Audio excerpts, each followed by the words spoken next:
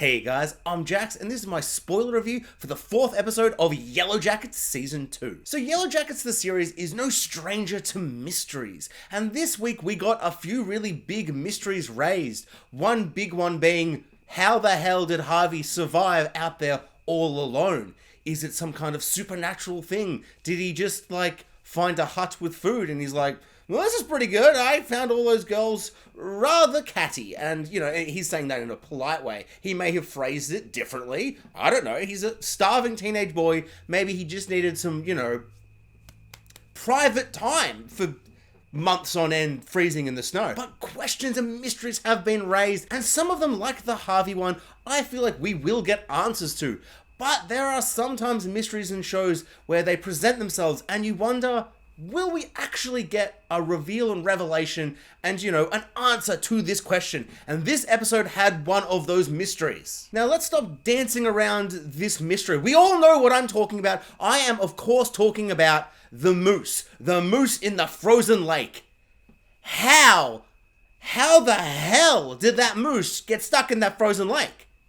How did that happen? I don't know. Maybe lakes freeze over quicker than I expect. Like the lake literally just goes like, and suddenly it's frozen over. So the moose is just swimming and he's like, I love this water. And it's pretty chilly, but I'm a moose. I'm out in the wilderness and it's snowing. I'm used to chilly weather. I love this. It's what my big woolly moose fur is for or whatever. And he's swimming, just having a dandy time. Maybe he's trying to find some fish. Maybe there was just a sexy moose lady on the other side. He's like, I gotta go to that lady moose. I mean, going around might take 5 minutes longer. Maybe he just loves to swim. Maybe he's an aquatic moose. I don't know. But maybe he just loves to swim and he's like, boop, boop, boop. And then suddenly he just hears this crackling sound and the ice is and it's starting to form and he's like, oh jeez. And he's going and going and then he just gets trapped. He's like, oh, this is classic me.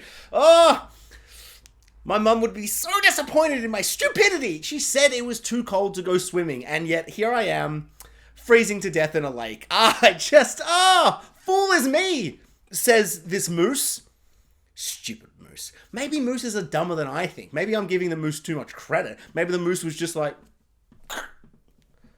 don't know. But all I know is I will never get over this moose situation. Even if I Google it and Google is mooses just love to go swimming when it's very, very cold. It's something in their brain, something in the genetics or something.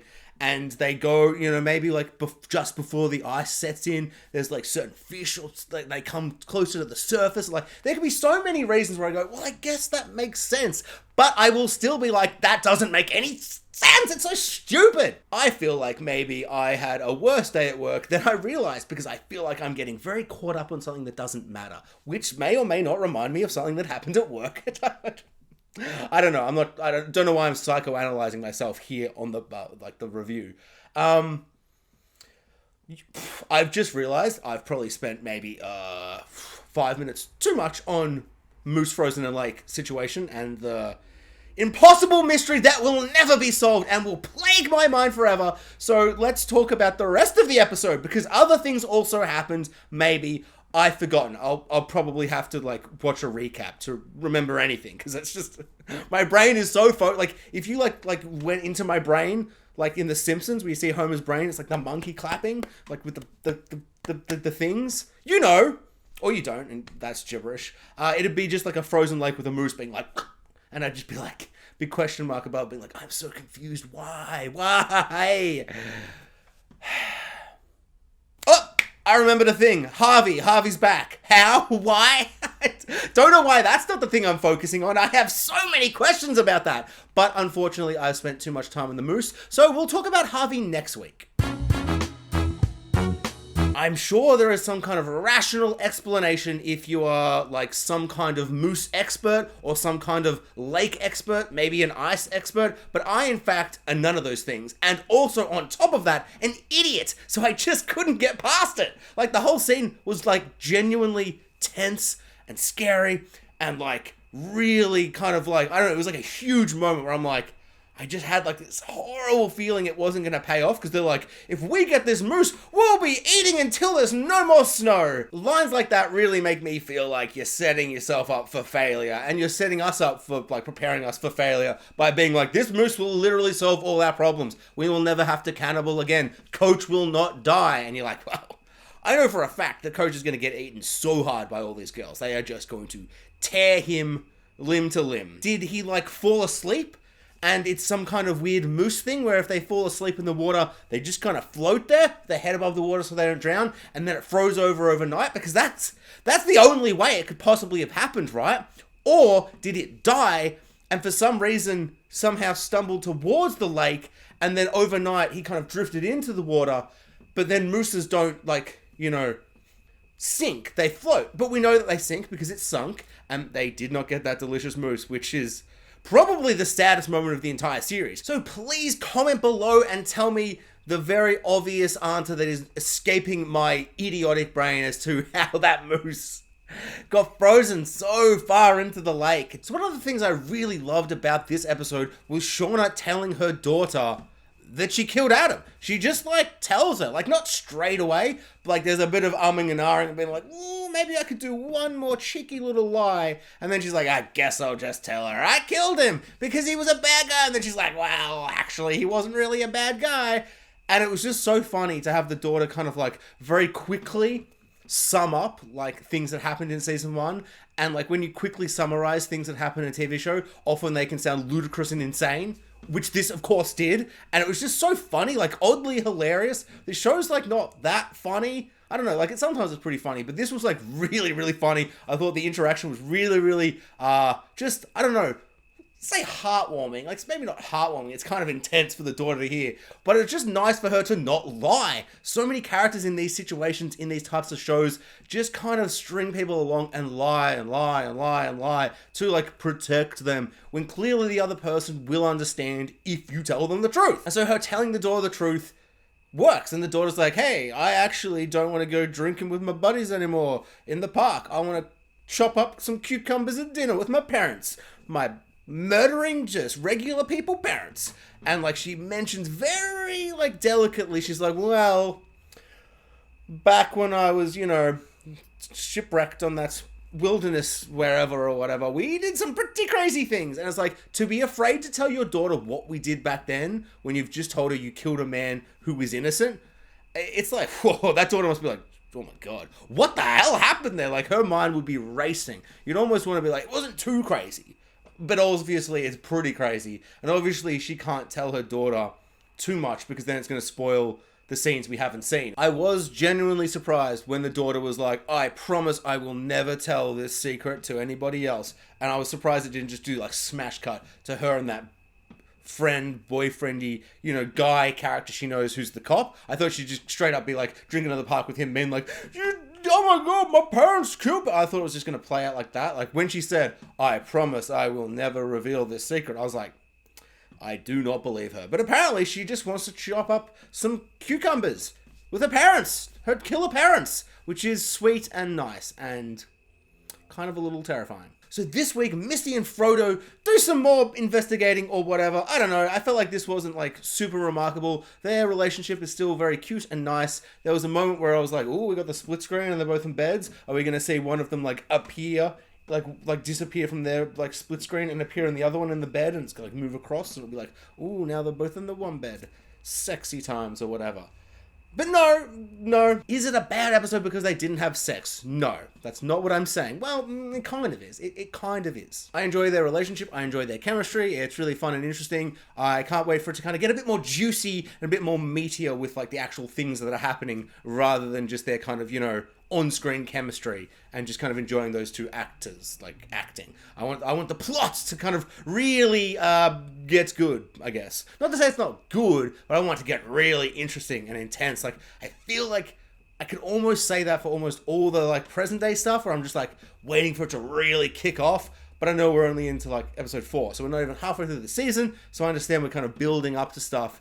But I just really feel like with Nat being kidnapped at the end of season 1, I really thought season 2 would kind of be a lot more intense. Not action-packed, say. Like, I'm not expecting, like, punches and kicks and stuff like that. But I thought it would be kind of more I don't know, just like more stuff happening, more intense. I feel like revealing that Lottie and her cult are just like, I don't know, a wellness center. I mean, so far, I don't know, maybe there's going to be stuff revealed, but the way she's talking to her psychologist and just kind of acting, and the way she cuts her hand and she's like bleeding and she's like, oh, this is enough, Satan, God, demon, whatever, Mr. Eyeless Face Man or whatever it is that's, going on, whatever supernatural thing is happening. I just feel like when she did that, it was kind of like, oh, okay, it feels quite sincere that she's like, hey, I haven't done this for a while. I don't know why my visions are coming back now, 25 years later, but please stop. And so it felt like, so the wellness center is just like a wellness center. So she did just save Nat because she was about to kill herself and they were just watching her because they're nice. I don't know. I just feel like that really underwhelms and undermines everything I loved about that season 1 cliffhanger, which really terrified me. And I was so excited and intrigued as to where we're going next. But, I mean, maybe it's all just a play and it's all for show, but then at the same time, just shut up and get to it. Reveal that she killed Travis or whatever. Like, just get to it. I don't want to have to spend every episode being like, they're just nice, are they? And then they'll be like, trick, we gotcha! And I'm like, well, not really. I was just disappointed. And I was just like taking it at face value. So maybe it's my fault for taking something at face value. But I am excited though when she's like got the blood and she's all like talking to some kind of entity thingy, because it's starting to be very, very clear that something incredibly creepy is going on. Like Vanessa tracks where all the symbols are on the trees and it creates the symbol. Of course it creates the symbol. What other pattern would it create? I mean, just, terrifying. This episode really starts to focus in on the divide between the groups of those being kind of fanatically, kind of religiously following Lottie, and the others that are more like, hey, that's just a coincidence. Science exists. What are you guys talking about? And I don't know, that divide is starting to become very, very clear. And I think at one point, that divide is going to really split them down. And I think the fanatical religious Lottie characters are going to start eating the ones who are like, the bird's focus of science or whatever. Like, I can't explain it, but it's science or something. I'm just the coach. If I was science coach, science teacher or whatever, I'd explain it. But so I feel like that divide is going to become stronger and stronger each week.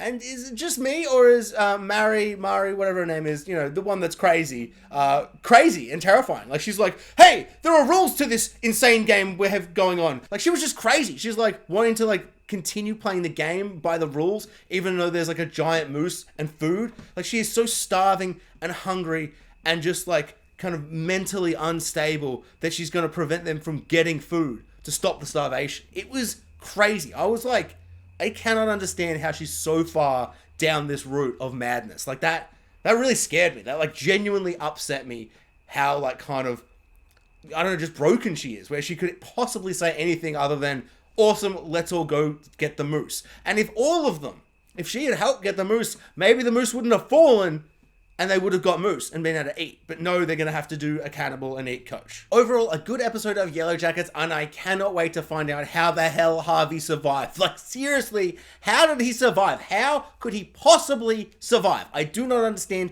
how he could possibly survive. I just don't understand. Also, the moose thing. Thanks for watching, guys. Like, subscribe, hit the notification bell, and comment below. I would love to know what everyone thought about this episode, but of course, more specifically, the moose in the frozen lake. Someone explain it to me, please. Or discuss the rest of the episode. Comments below and your thoughts or whatever. I mean, I don't really care if it's not moose related, but comment anyway. I mean, it's a free country. Do whatever you want.